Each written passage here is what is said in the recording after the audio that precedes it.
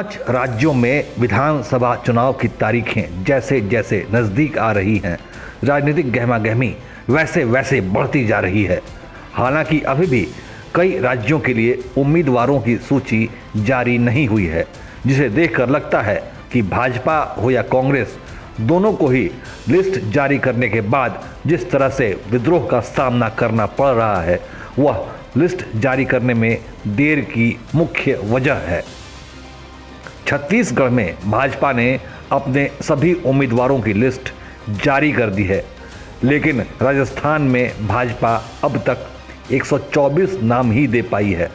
वहीं कांग्रेस भी राजस्थान में लिस्ट जारी करने के मामले में फूंक फूंक कर कदम रख रही है। राजस्थान में कांग्रेस ने अब तक 2 ही लिस्ट जारी की है और लगभग आधी सीटों पर कांग्रेस उम्मीदवार अब तक नाम फाइनल होने का इंतज़ार कर रहे हैं। राजस्थान में विधानसभा की 200 सीटें मौजूद हैं। हालांकि राजस्थान में चुनाव प्रचार पर लिस्ट जारी नहीं होने का कोई असर नहीं दिखाई दे रहा है। कांग्रेस की तरफ से उसकी स्टार प्रचारक प्रियंका गांधी वाड्रा ने मोर्चा संभाल रखा है। उन्होंने भीलवाड़ा से हुंकार भरी। मैं एक शहीद की बेटी हूं, एक शहीद की पोती हूं। मैं जानती हूं कि इसका मतलब क्या है, और मैं जानती हूं कि जितने भी परिवार हैं यहां झुंझुनू में, जिन्होंने अपना बेटा या अपनी बेटी इस देश को दिए, जिनके बच्चे शहीद हुए हैं, मैं जानती हूं कि आप पे क्या गुजरता होगा। तो यह था प्रियंका गांधी वाड्रा का विशुद्ध चुनावी भाषण, जिसमें वह जनता को भावनात्मक रूप से प्रभावित करने की कोशिश कर रही थीं। दरअसल यह गांधी खानदान की रवायत है कि जब भी चुनाव आते हैं वह अपने परिवार के लोगों के नाम गिनाकर वोट मांगना शुरू कर देते हैं, और राजस्थान में तो बहुत कुछ दांव पर है। राजस्थान की सत्ता बचाने के लिए तो कुछ भी किया जा सकता है। वैसे इमोशनल कार्ड खेलने में भाजपा भी पीछे नहीं है। मध्य प्रदेश में भाजपा की सरकार बचाने के लिए मुख्यमंत्री शिवराज सिंह चौहान ने फिर से एक बार सीताराम के नाम का सहारा लिया है और अपनी चुनावी सभा में रामायण की कथा दोहराई। भगवान राम उस स्थान पर पहुंचे तो मोती बिखरे हुए मिले। उन्हें लक्ष्मण जी से पूछा कि लक्ष्मण, क्या ये मोती सीता जी के मालिक हैं?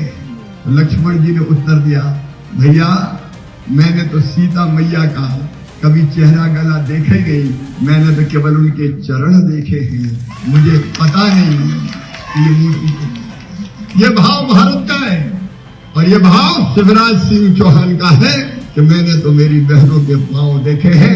ये दिग्विजय सिंह और ये कमलनाथ, ये माता बहन को आइटम कहने वाले, ये टंचमाल कहने वाले, इनकी ये हैसियत है कि हमसे आंखें मिला के बात कर सके। ये भारत की संस्कृति परंपराओं को, सनातन धर्म की परंपराओं का भी अपमान करने वाले लोग कभी भला नहीं। दरअसल शिवराज के निशाने पर कांग्रेस के मुख्यमंत्री रहे दिग्विजय सिंह और कमलनाथ थे, जो महिलाओं पर लूज टॉक करने के लिए बदनाम हैं।